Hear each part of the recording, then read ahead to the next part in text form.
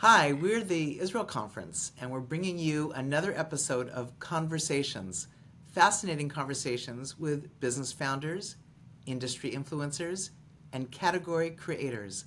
My name is Sharona Justman. I'm the co-founder of the Israel Conference, and we're speaking today with Guy Horowitz.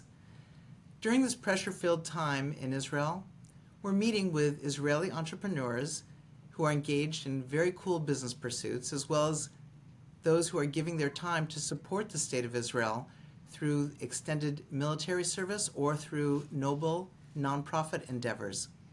We have a chance to meet wonderful people who are making a difference both in business and in the world.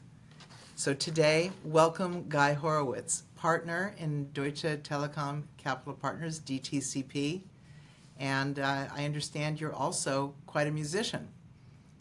I see behind you this array of guitars. So before we jump into what you do in your business world, let's talk about what's passionate in your heart. Well, music has always been a passion of mine and an outlet, when you're in business for so many years, and the ups and downs of the business of venture capital specifically. I've been in venture capital for 20 years, so we've seen quite a few of those ups and downs. Music is a constant. It's always good to be able to play something new or, just make people happy. So that's what I try to do. So I saw your song about IKEA and on the internet. I have to ask you, is that your original composition? Because it's adorable and musical and fun to listen to. Well, that's quite a long time ago. I've done a bunch of other things since.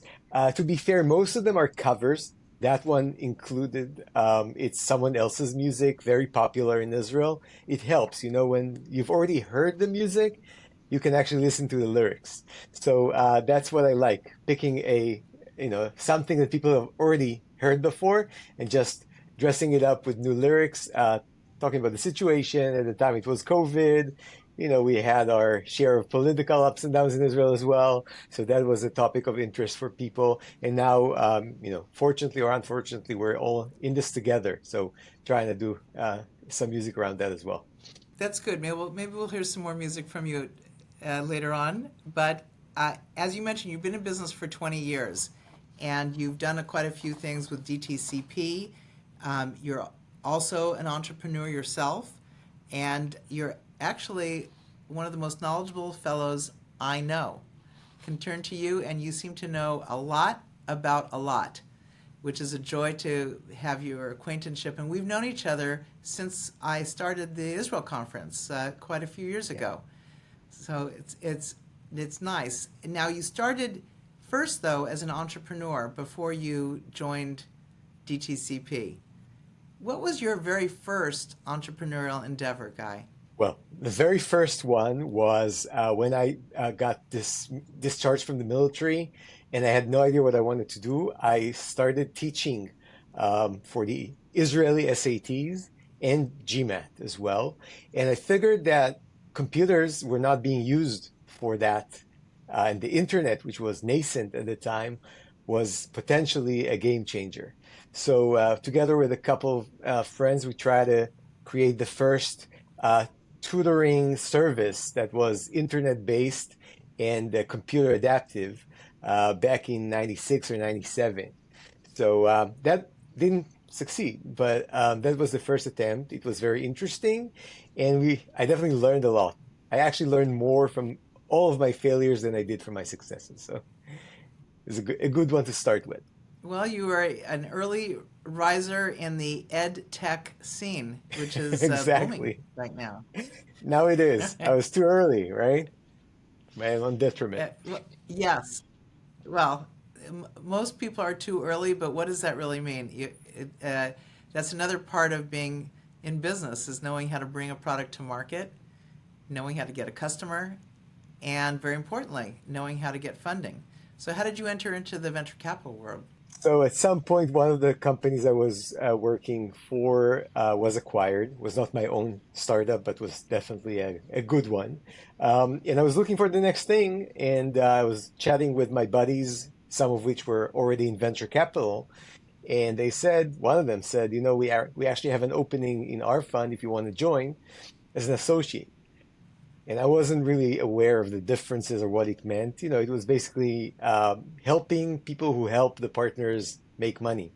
But that was good enough for me to get started. I liked that. I spent the first 10 years of my venture career, by the way, going in and out, helping out some portfolio companies, trying additional stuff as well, but always came back to venture. So the first 10 years were in early stage, and the past 10 years up until most recently with DTCP, I did mostly growth investments. So now actually towards the end of this year, I'm transitioning out and starting to raise my own fund, which I hope to raise Wow. by mid next year. And that's going to focus on early stage again. So going back to my roots. It's the life cycle. So with DTCP, that's quite an accomplishment. Not only that you've been there so long, but I understand that you really created the whole scene within Deutsche Telekom for investment. How did that come to be? Right. I mean, the idea to do ventures properly, unlike what was the case in many carriers and many corporates, to be fair, in the past, it was never done with a mindset that was clearly focused on making money. So once Deutsche Telekom decided they wanted to A, make money and then B, help the business and not the other way around, and they hired the right people, including people that came from Blackstone. I was fortunate enough to be in Israel helping to build the Israeli outpost for Deutsche Telekom, also looking at the investments, but business development and R&D as well. And I just happened to be matched up with the person who came from Blackstone, who saw the opportunity and decided that we were the right fit for each other. So was happy to be a kind of a founding member of that venture activity that turned out to be a DTCP. It was a single LP fund, meaning Deutsche Telekom was the only backer, but then we raised money from additional LPs, so now it's a proper fund. How large is the fund today? So, yeah, so quite a few billions under management with different strategies. The growth fund has just closed around $500 million for the new fund, which brings the total to around $1 billion for growth, including some old portfolio that Deutsche Telekom contributed to the effort. And the rest is in infrastructure. That's actually a bigger fund, a very interesting one, not my own, and some additional activities with corporates. So definitely a very nice mix of early growth, strategic, non-strategic, and lots of very good people there as well. Well, so you as an Israeli and working with a German firm, has the focus been largely on investing in Israeli companies, or have the companies been from anywhere in the world? So when we got started, obviously I was Israeli. We didn't have a US team at the time, so a lot of the attention and a lot of the focus was in Israel. As we grew as a fund and evolved, we figured that not only there is an opportunity in the US, there's also a very significant opportunity in Europe, because Europe was, for the large part, untapped. Um, so we ended up doing more investments outside of Israel than initially planned. But I kept my Israeli hat on and definitely emphasized the Israeli opportunity. And we're happy we did, because quite a few of those early investments of ours panned out to be good successes and good exits for DTCP and for us personally. Can you share a few of those, especially the Israeli ones? Yeah, for sure. So very early on, a company that you're familiar with, obviously, is Replay Technologies. It got picked up by Intel. It was crazy because the NFL and the tennis ATP and others were customers very early on. We had Dynamic Yield, which was sold to McDonald's, actually the biggest technology acquisition by McDonald's ever. Wow. We had quite a few in cybersecurity. We had Guardicore, we had Epsagon, we had Fireglass. So all of those names should be familiar to anyone who's familiar with the Israeli scene. And that was all in the span of 2 or 3 years since we got started. So it was also Wow. very encouraging for our LPs to see that our Israeli investments are panning out. I'm actually wearing swag by Apps Flyer, which is by far the biggest company to have emerged out of that portfolio in terms of sales. Revenues are close to $500 million now. So, it's really unbelievable what can be achieved in Israel with the right mindset and the right people. What does AppsFlyer do? So AppsFlyer is in what's called attribution. Basically, whenever you advertise or apply marketing money, you want to make sure that you're applying your money in the right places, right? That you get the bang for the buck. It's easier said than done, and especially in the mobile world, with Facebook and Apple and many apps, the universe is actually very complicated. So knowing how to measure, how to attribute correctly, and how to help the marketeer decide where the next buck should go is actually very intricate and very hard. AppsFlyer does it amazingly well. That's why their revenues are so high, and that's why they're actually the leaders in that category globally. So we were fortunate to be there very early and support the company throughout its journey.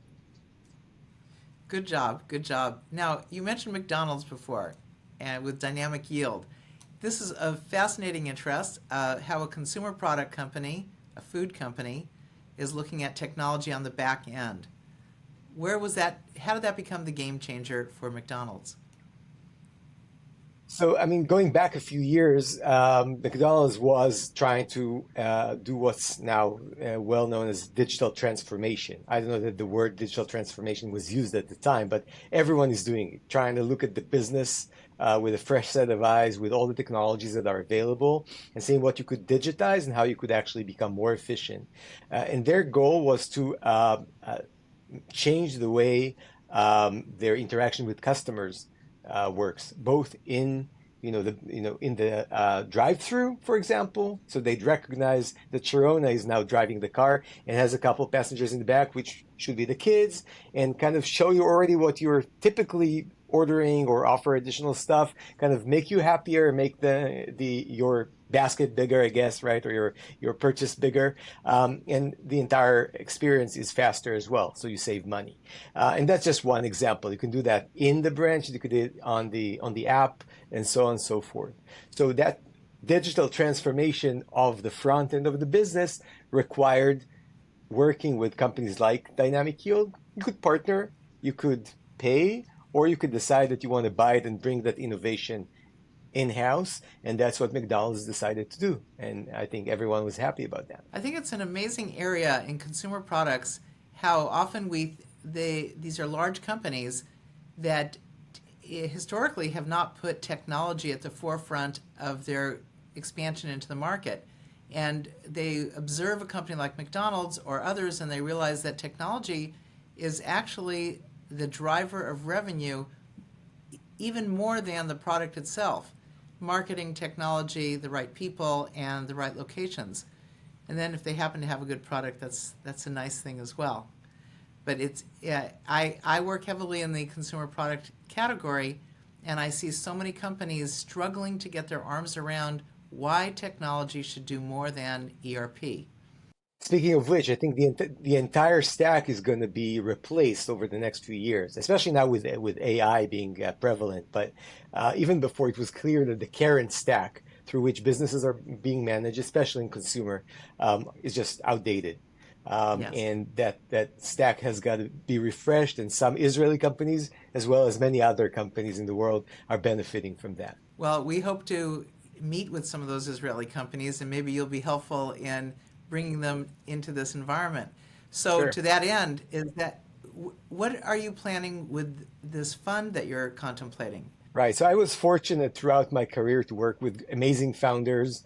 They did well for themselves, for the funds I was with, and now they have become investors by their own, and because they're just great in three things. They have an amazing network.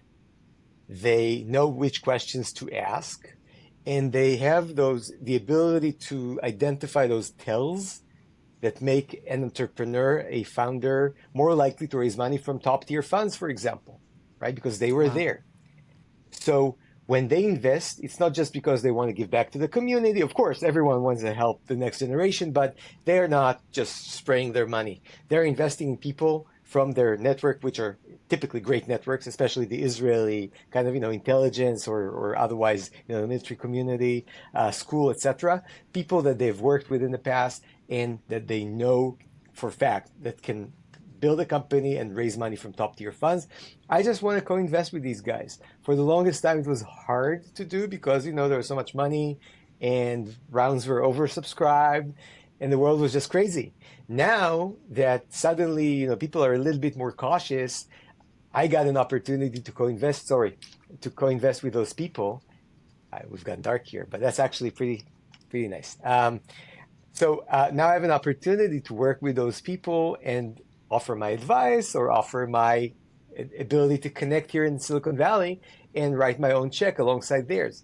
So what I decided to do is just take 10 of those repeat founders and just tell them, whenever you guys are in, I'm in. Don't worry about it. Which basically allows them to double their check size like that. And when they commit on my behalf. I can also bring some of the other founders, and then a 50K check by a founder suddenly becomes a 300K or 400K contribution towards the round, which is amazing for the founder. It's amazing for the repeat entrepreneur who's investing, and it's amazing for me and the fund. So that's the idea. Basically, leverage that network, create some sort of a scalable scout program, or scout program on steroids, as I call it. So that's Do it. you want It's called people? yeah. Do you want people to contact you if they have a great endeavor? And what categories are of interest to you and the other 10? Your minion. Right, right. So I'm not taking any investments decisions here. It's all my decisions are only who the repeat founders that are bringing deals are going to be, and whenever they decide, they decide. So whoever wants to contact should contact them, not me. I can definitely route them in the right way, but typically they would already know those repeat founders, those new founders when they invest in them. So if you're a repeat founder, you made money, you're now investing, and you want to join this amazing club of scouts, I'm open to hearing about it. As far as focus or verticals or domains, honestly, I'm not going to say I don't care, because most of my founders, the founders in my network, come from B2B, enterprise software. Some did other stuff as well. So about 60-70% of the deal flow will be enterprise software and B2B in nature. But these guys are doing amazing stuff that's not. And I'm just a customer of theirs in that respect, right? Whatever they bring, I invest in. So that's pretty awesome because I get exposed to additional stuff that's interesting. Well, you bring up such an excellent point, though, that the knowledge base of experience is something that can't really be quantified by the entrepreneur, who oftentimes doesn't know the questions to ask and doesn't understand all the synaptic connections that take place when you're sitting with someone of experience who can immediately pull out a solution that will accelerate the venture beyond their wildest dreams, if the entrepreneur lets him or herself be open to it. Absolutely. I've often found that's sometimes the hardest part, is the entrepreneur who is in disbelief that the back doors are open for them. That's a longer discussion, definitely not for this type of video cast or podcast, but we can definitely do another special about that. Okay, well, I'll take you up on that. So on October 7th, the world changed and shifted. And I know that on October 6th, called a dear friend of mine late in the evening from California to Israel, and just to chat about the day and ask how the family was doing. And I got a very somber face from the other end, and I said, "What's up?" And she said, "Haven't you heard?" And I said, "Heard what?" And from that minute forward, I was in a state of shock, which I imagine you were as well. So I want to ask you, where were you when you first heard, and what did you want to do at that point? Yeah, we were at home reading the news initially, some missiles being fired at Israel. Then everything kind of went quiet, which was suspicious. And I told my wife, maybe 10 minutes or 15 minutes into the thing, something smells weird here. Typically, I know why it happened and I know what's going on. And everything went so quiet that I thought that was deliberate. Someone was actually, working on something in the background or not necessarily wanting to share information. And that gave me the idea that that was bigger. And unfortunately, that was true.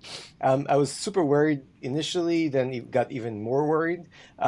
We, I can say I woke up on the 7th, but that wouldn't be true because we never slept that night. We just stayed up, talked to people.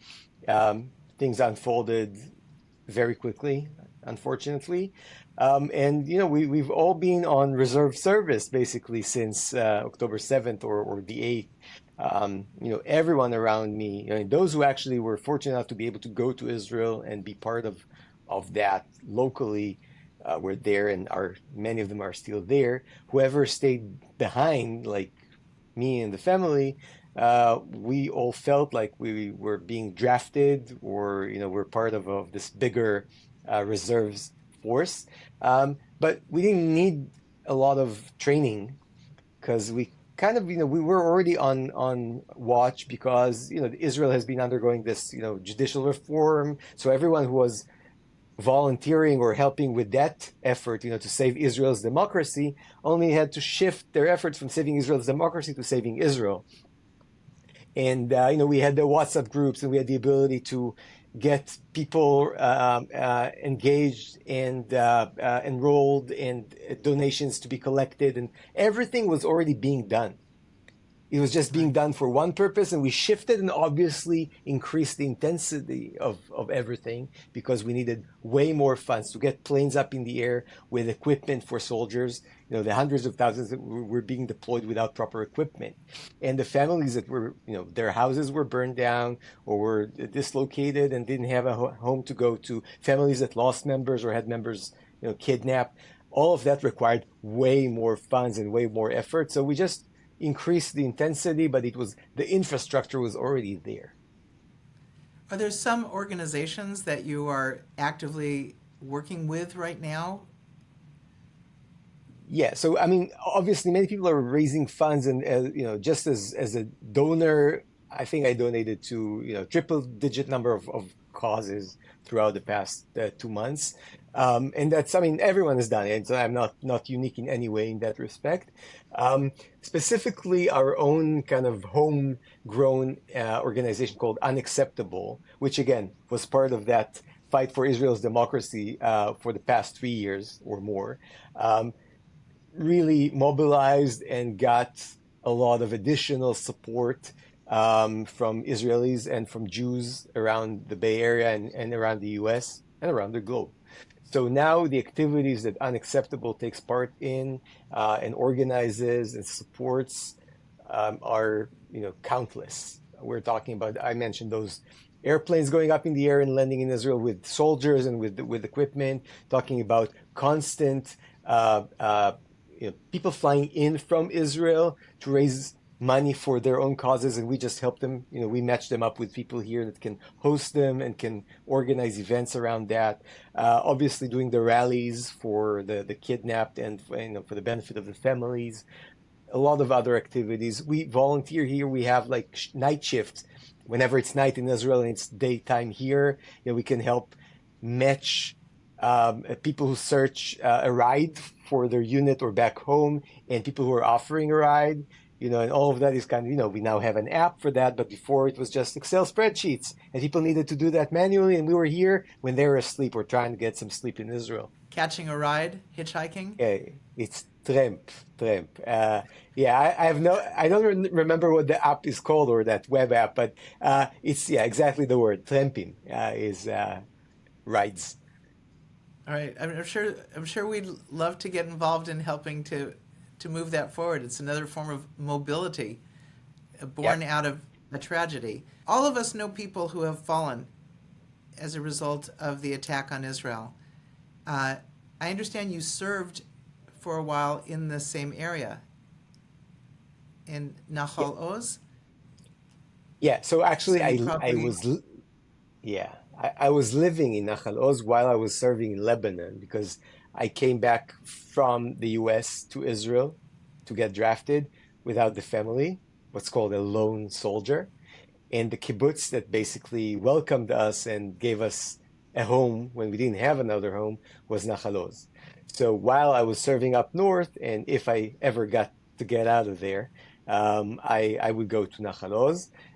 So that kibbutz was home for, at the time, over 60 kids who came from the US and volunteered or got drafted through that program. And now they're suffering. Obviously, many people are, some are still missing, some are dead, many don't have a home to go back to right now. So we're trying to help as well from here. Raise money, raise awareness, try to, help in any way we can. What is your outlook for this war, the recovery of the hostages who have been taken, and also for Israel into the future? Yeah. The short term, I think, we all have to rally and to stand behind the Israeli government and, whoever in Israel and here in the US and across the world who's trying to help get the kidnapped Israelis back home, safe or at least to, their final rest.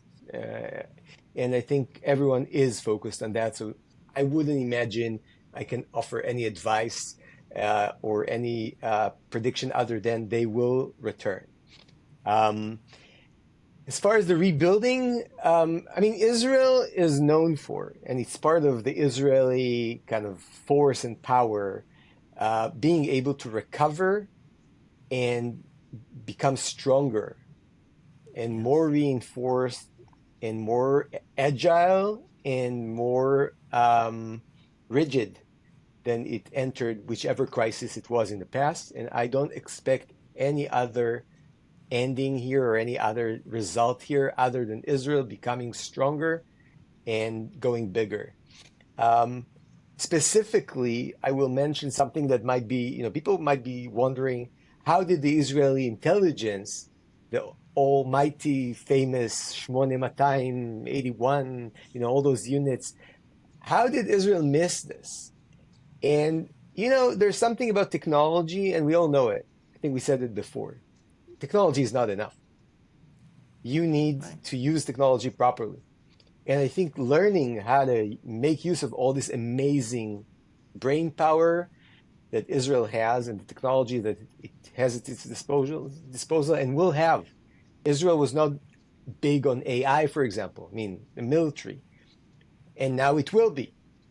So, Yes. everything that happened for a reason. Some of it is definitely, to be investigated, but to think that that indicates a cardinal, ir, ir, something that cannot be repaired, failure, no. No, Israel is definitely learning, evolving, adapting. That's the Israeli spirit. That's the Israeli nature. And that's the power that we've demonstrated throughout the 75 years of Israel's existence. So yeah, I'm very optimistic about Israel. And the economy. There's so much. What I'm seeing is a tremendous desire to invest in Israeli companies, but those investors need guidance. They don't want to just pour money in. They want to take advantage of that good brain power, and what I'll add to it, the sechel that is needed to sit on top of the technology. So, Guy, we're going to look to you to open up doors for people who want to invest, to make it possible for Israel to go from strength to strength with a small dip in a tragedy. Yep, I'd be happy to help. And again, let's not forget, first things first, let's get the kids back home and then, their parents and whoever is still in Gaza should be released. And after that, I'm sure all of us will be focused on growing Israel and its economy and its power to new strengths. So thanks for doing this, Sharona. Thank you, Guy, for your wonderful friendship and your deep knowledge and your constant enthusiasm for the state of Israel and its economy and its growth. It's beautiful. Thank you very much. Toda rabah. Toda, Sharona. Bye-bye.